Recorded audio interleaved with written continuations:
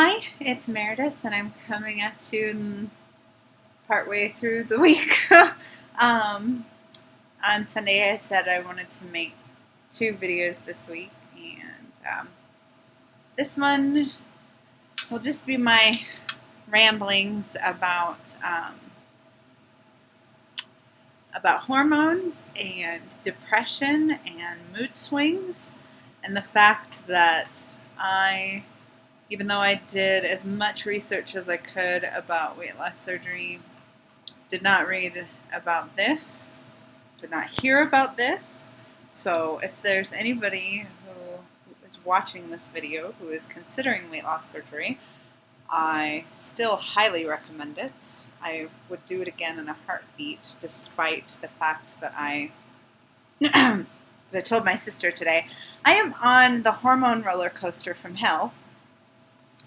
And but regardless, I would do the surgery all over again. I just would have liked to have known about this so that I could say, okay, I'm not crazy, it's the surgery. So here's the deal. My gynecologist told me that estrogen is stored in your fat cells. He told me I have an excess of estrogen because I had such an excess of excess fat. So,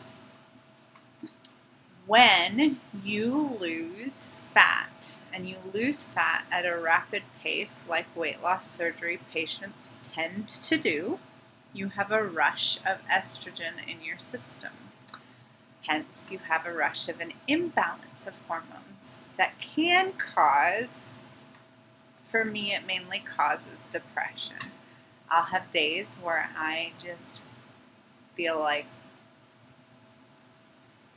I've lost all interest in activities that normally make me happy.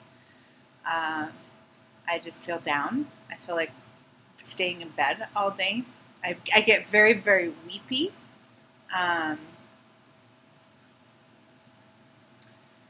Yep. And I will have those days for just, a few at a time. And then I bounce back and I'm feeling good and back to my normal self. For me, no suicidal thoughts have come with these intermittent bouts of depression.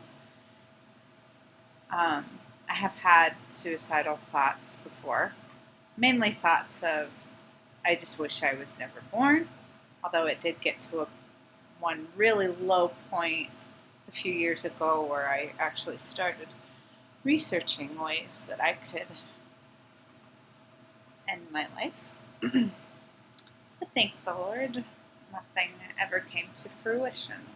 No attempts, no planning, nothing like that. So since my surgery in May, I've noticed that happen. Also,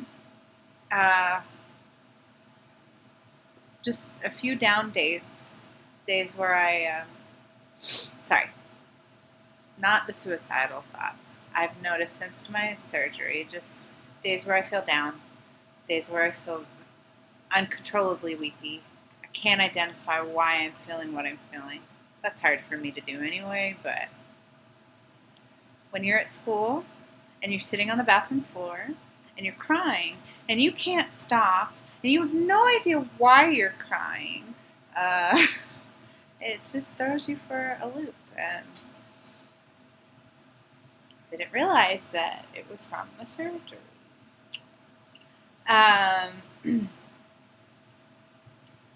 Okay, so there's that. Also, as I've learned this last week, when you exercise too much, you get a rush of testosterone in your system. I didn't know. I just thought, oh man, I'm tired and I'm going through some spiritual warfare. That's why I'm all out of whack. Because I went over to my friend's house on Friday and just started crying. Had no idea what was going on.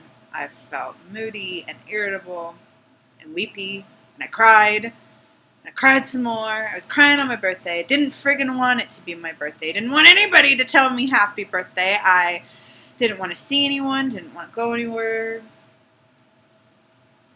Okay, yeah. Over-exercise gives an imbalance of hormones and can throw you off. So don't do it.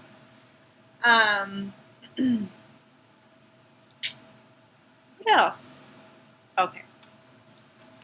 So I didn't read about that hormonal fluctuation issue. And just the wave of emotions that you might go through. And I definitely have. I did not. So anyway, so I've been all up in the air since my surgery, really. Well, since the start of the school year about, I don't want to teach 5th grade anymore. I don't even know that I want to be a teacher anymore. Just this year's hard. Teaching sucks. I need to find a brand new job. I need to, become a biblical counselor. I need to move to a different state. Well, look, in Virginia, they have openings for ESL teachers. That's what I want. I was all over the place. And then in December, I was watching a weight loss surgery advice video for pre-op patients from Fly Girl VSG. She said, don't make any major life decisions your first year out from surgery because of this hormonal roller coaster that you are on. And I'm so glad I watched that video. I almost didn't because I was like, I'm post-op, don't need to see it.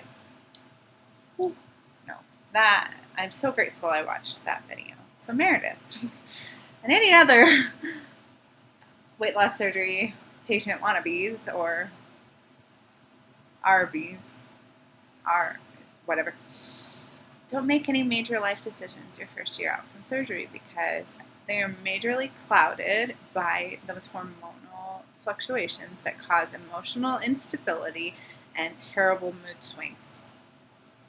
Terrible mood swings. My friends are saints for putting up with me. Okay. And my poor children in my classroom, I am so sorry. It's been horrible. This is not necessarily related to hormones and mood imbalances or anything, but it's another thing that I just didn't anticipate. I don't know if I read about it and just thought, that won't be me. For years, I've wanted to be fit and healthy. I know I'll never be model thin. That to me is not healthy. I wanted to be like my sisters. My sisters aren't real thin. They're very fit looking and healthy looking. And, they've got a good amount of fat on them, good amount. Their body composition works. Like, that's what I wanted to be. I did not anticipate the mental freak out it would be to look in the mirror and not recognize yourself, and to actually even miss sometimes what I used to look like. Did not realize how much of my identity was wrapped up in my physical appearance. Not all of my identity is wrapped up in it. But if we're all honest, a lot of it is. I do not see myself realistically. I struggle with body dysmorphic disorder. I think I always have. Now, this is self-diagnosed. But what else could it be? When I weighed 370 pounds, I saw myself as much smaller than that. I really did. Now, I wasn't like, well, I have a size, 8. That's what I see. No, I knew I was a chunky girl, but I did not see myself at 370 pounds. I watched that video that I took of myself at like 367 or whatever last year with my mouth hanging open. I cannot believe that was me. I cannot. And I look in the mirror now, and when I'm intentionally looking, that's all that I see is the 370-pound girl. I can't find myself in current pictures in like groups of people. I'm like, where am I? Oh, that's me. Like, yeah, because I have that exact same shirt and pants, you know? It is so weird. It is so weird. And from what I'm reading now, people who are 4, 5, 6, 7 years out from surgery still struggle with it. They still don't see themselves the way that they are. Yeah. And, okay. I don't know what to do about that. I wonder, I haven't read anything about this. I do a lot of research. I wonder if people who haven't been obese their whole life don't struggle with that as much. Like if they made it to their teen and adult years at a fairly healthy weight, and then, something happened in their adult life where they put on a lot of weight, and then they have the surgery, and they go back to that healthy weight. Do they struggle with it as much as people like me who have been overweight, obese most of their life? I have not been in a healthy weight for my age and size since I was 7 or 8 years old. So I have no idea what a healthy weight, what a healthy look for me is. Am I going to recognize it when I get there, when I can't look in the mirror and see myself as I actually look now?